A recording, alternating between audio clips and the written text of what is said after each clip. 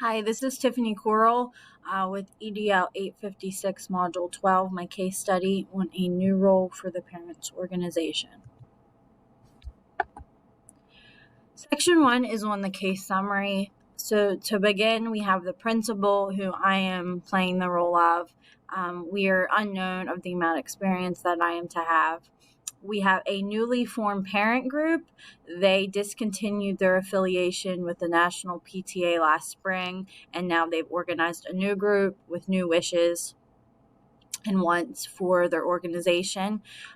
We also have newly elected officials within that organization. There has been a scheduled meeting. The principal, myself, has scheduled the meeting, and I've kind of been bombarded with a few new wish list items that the parents would like to be involved with at the school district. Prior to this, I have felt like the PTA has been a great support system, and they've helped the school district in many positive ways, but they haven't overreached or overstepped their boundaries. And then this new organization, they definitely want to be more involved with the decision making and policy making in the district. So that's definitely new. The principal, really, at this time, I'm unsure of how to respond. That is not given in the case summary at this time. So facts of the case to start. Again, the principal, I'm unsure of what to really think of this new parent organization. I feel like them leaving that national PTA was not exactly a strong move. I felt like they did a great job before this. So this is a new collaboration that is going to take place. In the past, the PTA has planned an annual parent to staff picnic. They've initiated parent-teacher conferences and helped promote a bond referendum for additional skill building and other funding. So after having the meeting with the principal is definitely concerned and perplexed, having many questions about these new demands that they have about their involvement, especially with the decision and policy making. That's typically done by admin and the school board.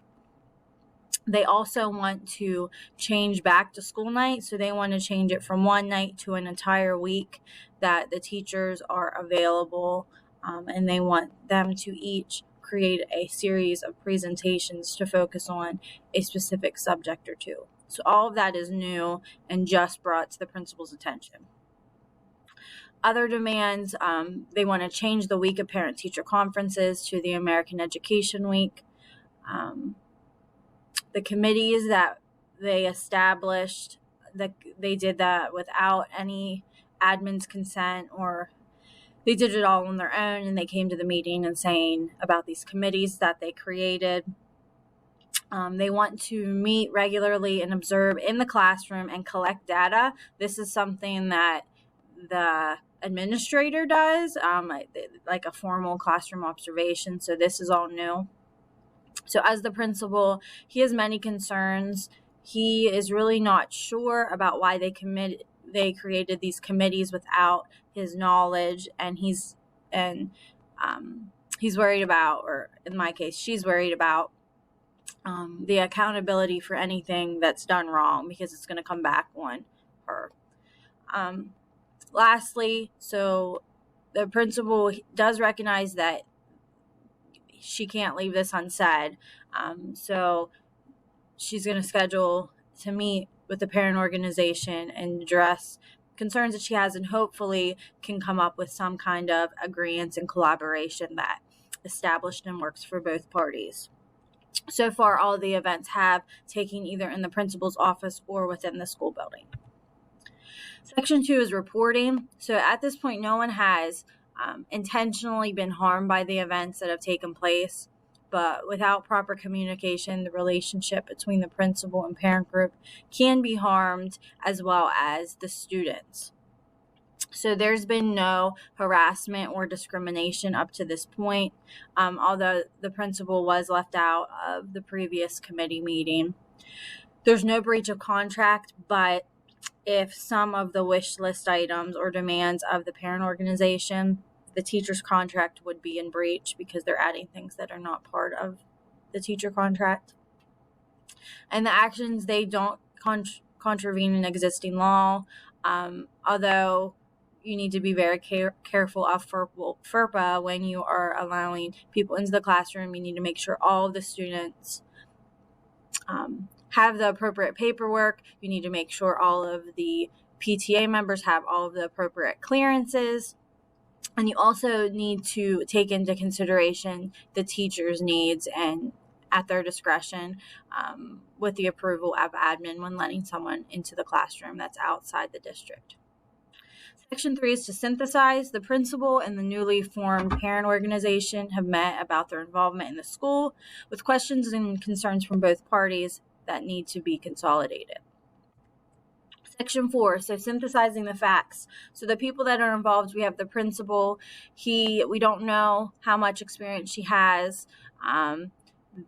We know that she felt like the PTA organization that was left last spring was a positive one. She could count on them for support and funding. She's unsure about this new organization because of all these demands coming up front, and she still has many questions and concerns that need to be addressed. The new parent organization, the president is a young lawyer. He has come to the principal saying that he wants more involvement in the decision and policy making at the school and proposes many other changes, including changing parent-teacher conference to education week and making the teachers do presentations about specific subject areas.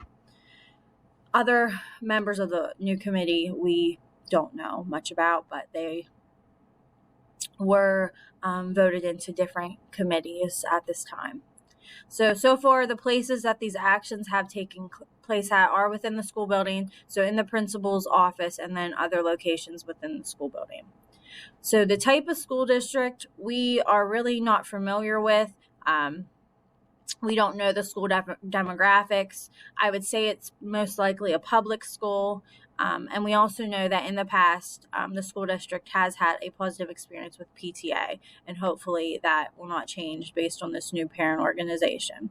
Other than that, we don't know a whole lot about the school district. We don't really know what grade levels it is. And again, the cultural background or any of that information. Section 5, to review and prioritize. So this can definitely be a damaging situation. This can damage the credibility of the school if this situation is not handled correctly, especially because it is a young lawyer that's the president. It could also damage the reputation of the principal, again, if the situation is not handled with care. So the relevant stakeholders, we have the superintendent and school board, which have not been notified at this time, as well as the teachers, which, again, their contract would be changed based on this new parent organization's demands. So the outcome of this situation would affect the school district, the principal, this newly formed parent organization, the current and future students of the school, other families that aren't involved in the parent organization, but their students go to the school, as well as the teachers, all which would have an effect based on the outcome of this. So some unanswered questions that we have. So is this newly formed parent organization, are they willing to compromise on anything? Because if they're not, then it's going to be hard to negotiate terms. What do we know about the superintendent? What does he think of this parent organization's demands? Did the principal meet with the superintendent at this time? Another question we have is, what does, again, the school board, what do they think about all of these demands? Not only does the superintendent, make decisions, but the school board does as well. We also need to consider the teachers in this scenario, because they'd be giving up a whole week of evenings that they typically don't, and they'd also have to, create a presentation, which is something that we have not done in the past. Again, was the PTA's involvement before, was it really enough, or was it just the principal's opinion that he felt like they gave enough support and funding? And then again, how much experience does this principal have, or is this principal brand new? We don't know any of those questions at this time. So based on that, I do not think we have enough information to make a firm decision going forward. Section 6 are the available options that we have. So option 1 would be to take no action. There would definitely be potential conflict between the principal and the parent organization, and even between the principal and the school board and superintendent if this situation is not handled appropriately. We have action 2. That would be not compromising at all with the parent group. So that would be the principal going forward and saying, the PTA in the past has done this, this, and this. These are the things that we are willing to allow you to do. And in return, this parent organization could most likely would not be happy with that choice. They could quit, and then the school would get no additional funding or support. Action 3 would be to give the parent group everything that they were asking for in the original meeting, even though the principal had many concerns and questions about their wishes. Some problems with that would be that the principal, he still is, or she still is accountable for any wrongdoing. So in this case, letting someone go into the classroom without the teacher knowing, or without the proper forms, without the proper clearances, you have to also consider, the teacher conference or teacher contract. If you breach that, the teacher union, that can be a major issue as well. Action 4 would to be set up another meeting with the parent organization to negotiate the terms. So potentially you could set up this meeting and they could say that they're not willing to negotiate. But as the principal, you would need to bring up your concerns about the teacher contract and about classroom observations with the appropriate clearances, and understand that administrators have a specific role, and then volunteers have another role that's just as important but is definitely different. Action 5 would to be to ask the parent group to join the national PTA. So just ask a whole entirely new group of parents, and ignore the new group's wishes.